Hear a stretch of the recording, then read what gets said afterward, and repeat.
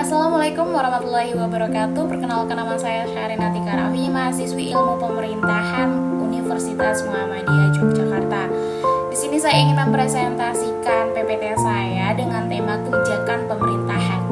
Poin pertama, kita merujuk pada definisi dari kebijakan pemerintahan itu sendiri.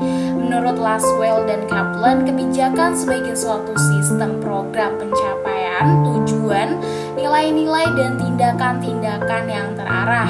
Sedangkan menurut Rakasastaya, kebijakan sebagai suatu taktik dan strategi yang diarahkan untuk mencapai suatu tujuan.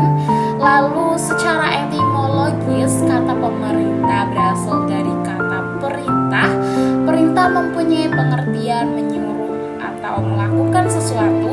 Sedangkan menurut M. Chirai dan Wilde, kebijakan pemerintahan sebagai serangkaian yang dipilih oleh pemerintah yang mempunyai pengaruh penting terhadap sejumlah besar orang.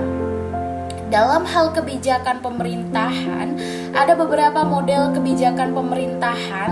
Yang pertama, adanya pendekatan sistem, diperkenalkan oleh David Easton yang melakukan analogi dengan sistem biologi.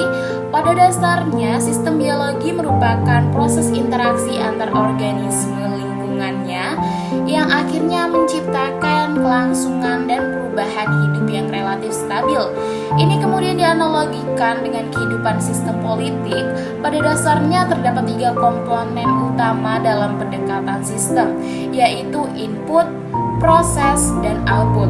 Lalu selanjutnya ada model elit massa, merupakan abstraksi dari suatu pembuatan peraturan perundang-undangan yang identik dengan perspektif elit politik. Terdapat 2 lapisan kelompok, yaitu kelompok sosial, yaitu lapisan bawah dengan jumlah yang sangat besar, dan lapisan elit dengan jumlah yang sangat kecil. Isu kebijakan yang akan masuk agenda perumusan kebijakan merupakan kesepakatan dan juga hasil konflik yang terjadi di antara elit politik itu sendiri. Selanjutnya, model kelompok merupakan abstraksi dari proses perubahan pembuatan kebijakan yang dimana beberapa kelompok kepentingan berusaha untuk mempengaruhi isi dan bentuk kebijakan secara interaktif. Pembuatan kebijakan terlihat sebagai upaya untuk menanggapi tuntutan dari berbagai kelompok kepentingan dengan cara bergaining, negosiasi, dan kompromi. Tuntutan-tuntutan yang saling bersaing di antara kelompok-kelompok yang berpengaruh dikelola sebagai hasil persaingan antara berbagai kelompok kepentingan. Pada hakikatnya adalah keseimbangan yang tercapai dalam pertarungan antar kelompok dalam memperjuangkan kepentingan masing-masing pada suatu waktu, agar supaya pertarungan ini tidak bersifat merusak. Maka sistem politik berkewajiban untuk mengarahkan konflik kelompok. Lalu selanjutnya ada model rasional, diartikan sebagai kebijakan yang mampu mencapai keuntungan sosial tertinggi. Hasil kebijakan harus memberikan keuntungan bagi masyarakat yang telah membayar lebih, dan pemerintah mencegah kebijakan bila biaya melebihi manfaatnya. Lalu selanjutnya ada namanya model inkremental, merupakan para pembuat kebijakan pada dasarnya tidak mau melakukan peninjauan secara konsisten terhadap seluruh kebijakan yang dibuatnya, dan lebih suka berbuat secara inkremental. Inkrementalis menilai alternatif secara tidak komprehensif, tapi memusatkan perhatian hanya pada kebijakan yang berbeda secara inkremental. Hanya sejumlah kecil alternatif kebijakan yang dipertimbangkan. Selalu selanjutnya adanya model kelembagaan. Hubungan peraturan perundang-undangan dengan institusi pemerintah sangat dekat.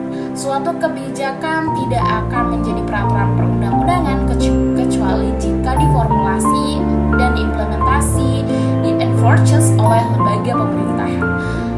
Kegiatan-kegiatan yang dilakukan oleh pemerintahan, legislatif, eksekutif, judikatif, pemerintah daerah, dan lain sebagainya.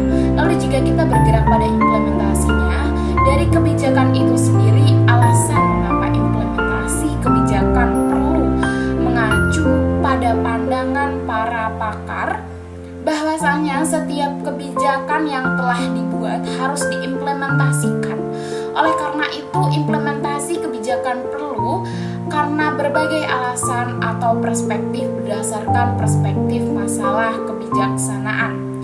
Sebagaimana yang diperkenalkan oleh Edwards, implementasi kebijakan diperlukan karena adanya masalah kebijakan yang perlu diatasi dan dipecahkan. Lalu memperkenalkan pendekatan masalah, implementasi dengan mempertanyakan faktor apa saja yang mendukung dan menghambat keberhasilan implementasi kebijakan. Berdasarkan pertanyaan retoris tersebut, dirumuskan 4 faktor sebagai sumber masalah sekaligus prakondisi bagi keberhasilan proses implementasi, yakni komunikasi, sumber daya, sikap birokrasi atau pelaksana, dan struktur organisasi termasuk tata aliran kerja birokrasi. 4 faktor tersebut merupakan kriteria yang perlu dalam implementasi suatu kebijakan. Dari implementasi yang saya kaitkan dengan permasalahan yang ada pada di Indonesia ini sekarang, yaitu adanya pandemik dari munculnya virus COVID-19, banyak kebijakan yang diambil oleh pemerintah. Dari makalah yang saya buat menggambarkan bagaimana cara kerja pemerintah dalam menanggulangi penyebaran virus ini. Seperti dengan kebijakan adanya vaksin gratis, adanya PPKM agar penularan semakin menurun, lalu adanya bansos yang membantu masyarakat kurang mampu dalam menjalani kehidupan di dalam masa pandemi seperti sekarang ini. Lalu ada juga penstabilan ekonomi yang dilakukan oleh pemerintah pada masa pandemi seperti sekarang ini, yang akhirnya membuahkan hasil dengan penurunan angka COVID di Indonesia yang semakin menurun. Dari teori yang kita pelajari mengenai kebijakan pemerintahan itu sendiri, di mana kebijakan ini diambil oleh pihak yang berwenang di bidangnya dan menerapkan untuk semua masyarakat. Dalam hal ini kebijakan yang diambil untuk memajukan bangsa ini. Mungkin sekian dari saya. Apabila ada kesalahan, saya mohon maaf yang sebesar-besarnya. Wabillahi taufiq wal hidayah.